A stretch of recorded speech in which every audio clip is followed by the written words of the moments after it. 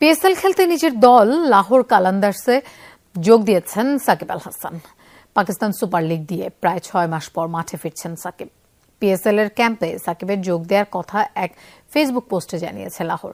PSL এর চলমান 10 আসরে শুরুতে দল পাননি সাকিব। নতুন করে তাকে দলে নেওয়া হয়েছে মূলত নিউজিল্যান্ডের অলরাউন্ডার ড্যারেল মিচেলের জায়গায়। পিএসএল এর বাকি অংশের জন্য ডাক পাওয়ায় সাকিব অনাপত্তিপত্র বা এনওসি চেয়ে বিসিবির কাছে আবেদন করেছিলেন। তাতে সাড়া দেয় বিসিবি। ভারত পাকিস্তানের সামরিক সংঘাতের কারণে 1 সপ্তাহের মতো স্থগিত ছিল পিএসএল। শনিবার থেকে পুনরায় পাকিস্তানের ফ্র্যাঞ্চাইজি টুর্নামেন্টে মাঠে গড়াচ্ছে। কারো চোখে জল, কেউ আবার আনন্দে আত্মহারা। এমন খুশির দিনের অপেক্ষায় কত প্রহর পার। ট্রফির শূন্য শোকেজে শুধুই হাঁসফাঁস। সেই আক্ষেপ আরও বাড়িয়ে তুলছিল এফএ কাপ। ধরা দেব দিচ্ছি করেও কত লুকোচুরি। অবশেষে ওয়েম্বলিতে এসে ইতিহাস। ম্যানচেস্টার সিটি নামক হিমালয় বাঁধা ডিঙিয়ে 120 বছরের অপেক্ষার অবসানে সমর্থকদের চোখে আনন্দ অশ্রুর বাণ। শিরোপাহীন একটা মৌসুম শেষ করার লজ্জা কোনোভাবেই সঙ্গী করতে চায়নি সিটি। তাই ইগলসের বিপক্ষে ম্যাচের শুরু থেকে চড়াও হয়ে খেলতে থাকে গার্দিওলার দল। 75% বল দখল, অন টার্গেটের শট, সবকিছুতে স্পষ্ট আধিপত্য সিটির। ম্যাচের শুরুতে ব্যবধান গড়ে দিতে চাইলেও 6ষ্ঠ মিনিটে হল্যান্ডের শট রুখে দেন গোলরক্ষক। সিটির আক্রমণ সামলাতে গিয়ে নাজেহাল প্যালেস ম্যাজিক দেখায় ম্যাচের 16 মিনিটে। ড্যানিয়েল মুনোসের বাড়ানো বলে ভলিতে গোল করেন এভারেচি এজে। 1-0 লিড নেয় ক্রিস্টাল প্যালেস। আনন্দে ফেটে পড়ে গ্যালারিতে থাকা ভক্তরা।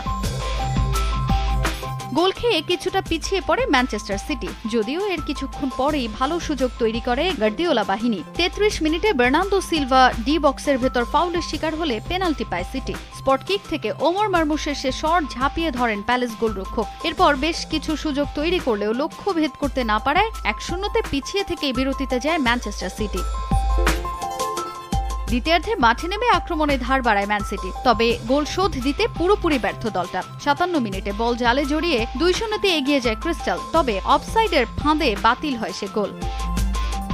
নির্ধারিত সময়ের খেলা শেষ হয় 1-0 স্কোর লাইন নিয়ে। এরপর অতিরিক্ত 10 মিনিটেও ভাগ্য পরিবর্তনে কিছুই করতে পারেনি পেপ গার্দিওলার দল। কেভিন ডি ব্রুইনা একটি শট নিলেও তা পোস্ট ভেসে চলে যাওয়ায় লজ্জার হার সঙ্গী হয় ম্যান সিটির। আর 1-0 ব্যবধানের এই জয়ে 119 বছরের আক্ষেপ ঘোঁচায় ক্রিস্টাল প্যালেস। আর এ হারে শিরোপাবিহীন হয়ে মৌসুম শেষ করতে হলো ম্যানচেস্টার সিটিকে। সব গল্পেরই শেষ থাকে। মলাট বন্ধ হওয়ার আগে অনেক সময় সেখানে থাকে না স্বস্তির সমাপ্তি। ম্যানচেস্টার সিটি কিংবদন্তি কেভিন ডি ব্রুইনার বেলাতেও ঘটতে যাচ্ছে এমন কিছু। শেষ বেলায় প্রায় শূন্য হাতেই বিদায়ের শঙ্কা তার। সতীর্থরা এফএ কাপ জয় করে শেষটা রাঙাতে পারবেন কিনা আছে বড়সড় অনিশ্চয়তা।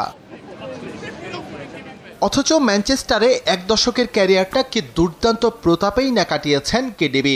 একটা চ্যাম্পিয়ন্স লিগ আর 6 প্রিমিয়ার লিগ, 10 বছরে জেতা 4টিখানি কথা নয়। এফএ কাপ, লিগ কাপ আর কমিউনিটি শিল্ড সহ তার শিরোপার সংখ্যা 16। 2বার প্রিমিয়ার লিগের সেরা ফুটবলার নির্বাচিত হওয়ার ডি ব্রুইনাকে একটা সময় ভাবা হতো ম্যান সিটির নিউক্লিয়াস।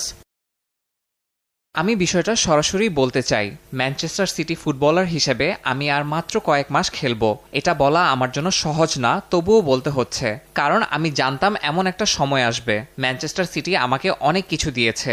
আমি ভক্ত, ক্লাব সবার প্রতি কৃতজ্ঞতা জানাতে চাই।